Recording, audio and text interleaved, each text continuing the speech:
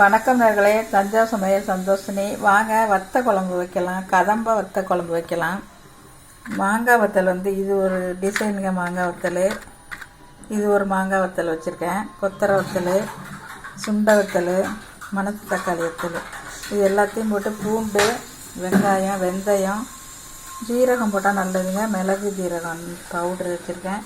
மிளகாத்தூள், கருவேப்பிலை, உப்பு, புளி கரைசல் வச்சுருக்கேன். வாங்க வத்த குழம்பு வச்சிடலாம். இப்போ அடுப்பை ஆன் பண்ணி கடாய் போட்டு ஆயில் ஊற்றிருக்கேங்க. நல்லெண்ணெய் தாங்க ஊற்றணும், இந்த குழம்பு டேஸ்ட்டாக இருக்கும்.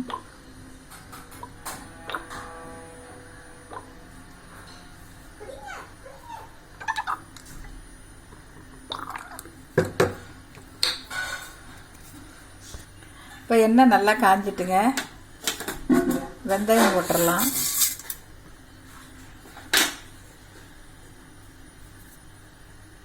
வெந்தயம் கருவக்கூடாது, கரெக்டாக அப்படி வாசமாக, அப்போ தாங்க குழம்பு வாசமாக இருக்கும். இந்த வெடிக்குது பாருங்கள். அப்போ நம்ம இப்போ ஜீரகத்தை போட்டுடலாம்.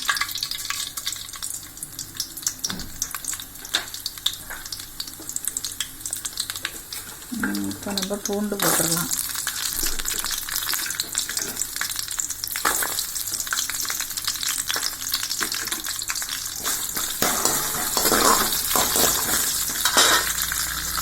பூண்டு நல்லா வதங்கிட்டுங்க. இப்போ நம்ம வெங்காயம் போட்டுடலாம்.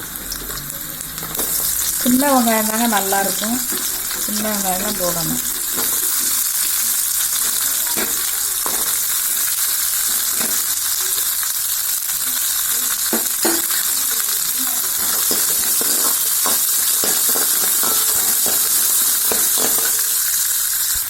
இப்போ நல்லா வதங்கிட்டுங்க வெங்காயம் வதங்குறதுல தான் அந்த குழம்பு வாசமே இருக்குங்க.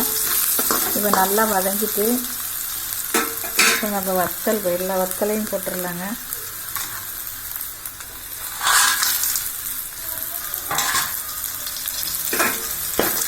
எல்லா வத்தலையும் போட்டு வதக்கிடலாம்.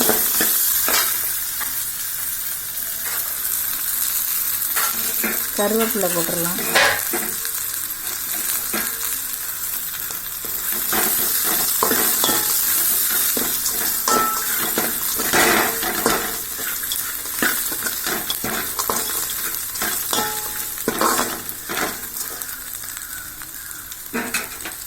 இப்போ மிளகு ஜீரகத்தூள் போட்டுக்கலாங்க. இப்போ புளி கரைச்சி எலுமிச்சம்பழ அளவுக்கு அவங்கவுங்களுக்கு தேவையான அளவு நீங்கள் புளி போட்டுக்கலாம். இப்போ நான் அதை கரைச்சி வச்சுருக்கேன், ஊற்றிடுறேன்.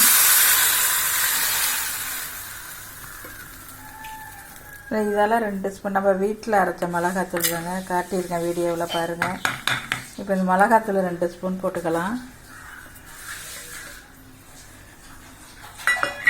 உப்பு போட்டுடலாங்க.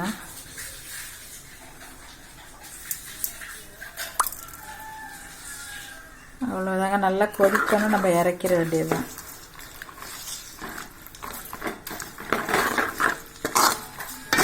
கொஞ்சமாக தண்ணி ஊற்றிக்கலாம். இதெல்லாம் நல்லா வேகணும்ல, அதனால் கொஞ்சமாக தண்ணி ஊற்றிக்கலாம்.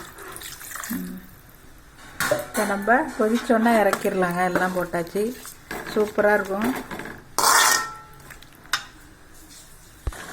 இப்போ நல்லா கொதிச்சிருச்சுங்க, வத்த குழம்பு ரெடி ஆகிடுச்சு பாருங்கள். சூப்பராக இருக்கும். இதே மாதிரி நீங்களும் செஞ்சு பாருங்கள். இப்போ அடுப்பை ஆஃப் பண்ணிடலாம். எல்லா வத்தலும் நல்லா வெந்துட்டு பாருங்கள்.